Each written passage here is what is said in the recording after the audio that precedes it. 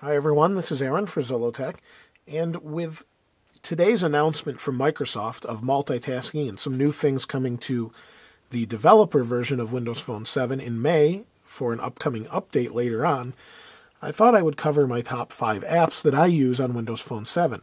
I have an iPhone 4 that I use regularly, and the iPhone 4 is great. I've used an iPhone for years, but sometimes it's nice to change it up and use something new. So let's go ahead and turn on the Samsung Focus, and we'll start with the top apps. Let's zoom in here a little bit. Yep. There we go. And let's cover the top apps. So the top app I've been using lately, other than the People Hub, which is kind of a connection to Facebook, is Bees for Twitter. There are other Twitter applications. There's also faster Twitter applications, but I kind of like the animations with this one.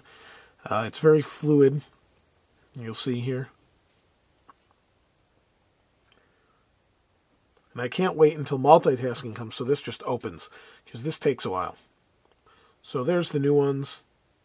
You've got your mentions, messages, those sort of things. It's a free app, and I think it does a pretty good job. Now, if you're using a Windows Phone 7 device and have a better Twitter app that you use, I have used MoTweets, the default Twitter app. Let me know what you use and why you like it in the comments below. The next app I use a lot is Weather. It's a live tile. It updates. It's a chilly 45 here in New York. Tech News Now I use. And this is where I get all of my streams, or feeds rather, from news going on during the day. There's settings for all sorts of different sites, but here I have Ars Technica, Engadget, Gizmodo, Lifehacker, and so on. You have featured news and all news. And I do like the app, and it's free, so I can't complain. So that's pretty much it. There's just the feeds for today, current. Let's go home. The next app I use is Bible. It's the same version as, it's U version that's on iPhone, BlackBerry, Android, you name it, it's on there. Pretty self-explanatory, but it has a ton of versions. It's pretty good, and it's free. The first app that I've paid for on Windows Phone 7, and the only app I've paid for so far that hasn't been free, is Bringcast. Bringcast does have a trial, and it's a podcasting app.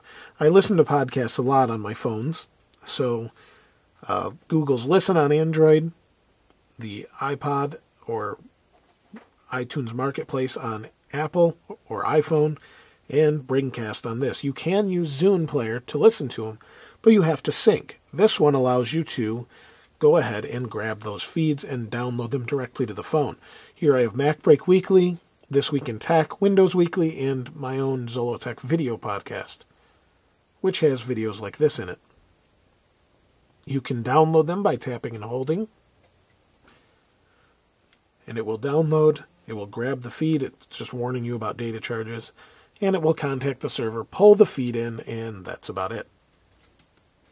I use eBay all the time because I do like to sell things on eBay, and it's well integrated into the phone. There's your watching and that sort of thing. eBay is eBay. Netflix. Love Netflix. I do watch a lot of things on Netflix. I'm a subscriber. It's good stuff. Now, there are a couple other apps that I want to mention. Office has OneNote, which is a nice note-taking application, and Page Once contacts, basically, or connects with all of your bills and bank accounts, and it's really nice for that. There are other things I have tried. I've tried a lot of different apps, but if you have some that you use that you see that I haven't listed here, please let me know, because the marketplace search isn't that great right now, and I may not have seen it. Please let me know what you think of those apps, and if you've used any, and which ones you find are the best Twitter apps, because there are quite a bit of Twitter apps, or quite a few Twitter apps out there. If you have any other suggestions, though, for Windows Phone 7 or any thoughts on it, please feel free to comment below. Subscribe if you haven't already. This is Aaron. Thanks for watching. I'll see you next time.